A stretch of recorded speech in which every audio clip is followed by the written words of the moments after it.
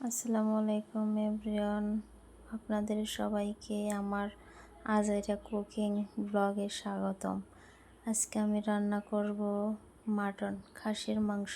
ঘরে থাকা কিছু অল্প মশলা দিয়ে কিভাবে খুব সহজে খাসির মাংস রান্না করা যায় সেটাই আজকে দেখব। আমার মাংস রান্না করতে লাগছে আলু, পেঁয়াজ, বাদ বাকি মশলা এবং মাংস। দেখতে থাকুন। আমি এখন মাংসগুলো দিলাম। এখন দিয়ে নেব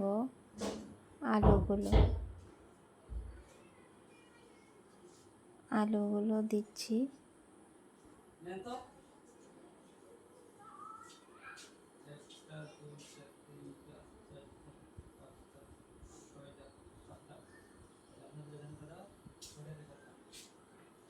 এখন দিচ্ছি পেঁয়াজ। জানি না কেমন হবে প্রথম ভিডিও। কোনো কিছু বাদ গেলে বা ভুল হলে ইগনোর করবেন প্লিজ। দিয়ে দিলাম পেঁয়াজ, দিয়ে দিলাম আদা এবং রসুন বাটা,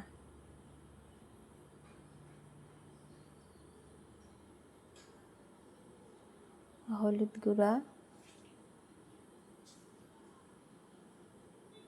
জিরা ধনিয়া গুঁড়া,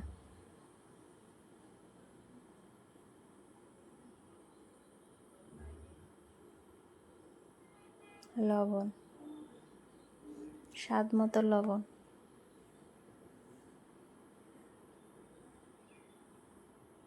মরিচের গুঁড়া। আমরা একটু ঝাল বেশি খাই, তাই জন্য মরিচের গুঁড়োটা একটু বেশি। কেউ ভয় পাবেন না, আপনাদের মতো আপনারা দিবেন। এলাচ, দারচিনি, সবশেষে দিয়ে দেবো তেল।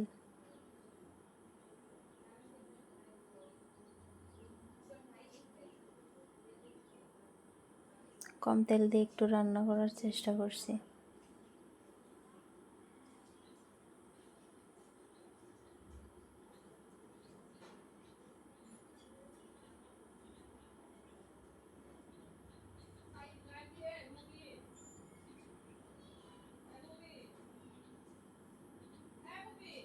ভালোভাবে মাখিয়ে নিতে হবে।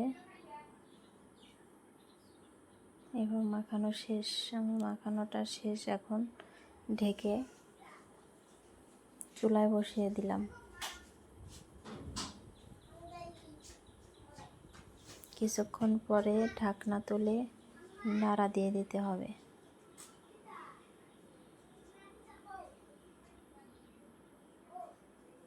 নাড়া দেওয়ার পরে পানি অ্যাড করতে হবে।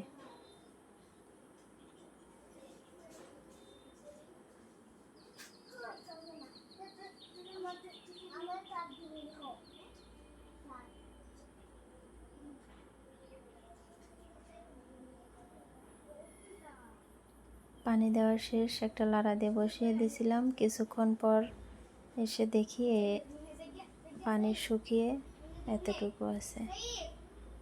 নাড়া দিয়ে দিলাম আবার একটা।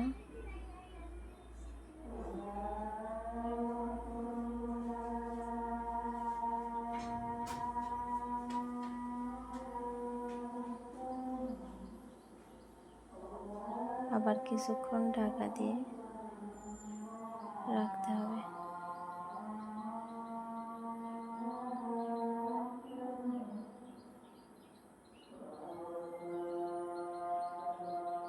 কিছুক্ষণ পর আবার ঢাকাটা তুলে দেখলাম রান্না শেষ হয়ে গেছে। এখন চুলাটা বন্ধ করতে হবে।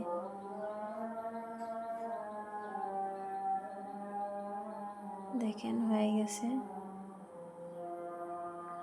অনেক সুন্দর ঘ্রাণ বের হয়েছে।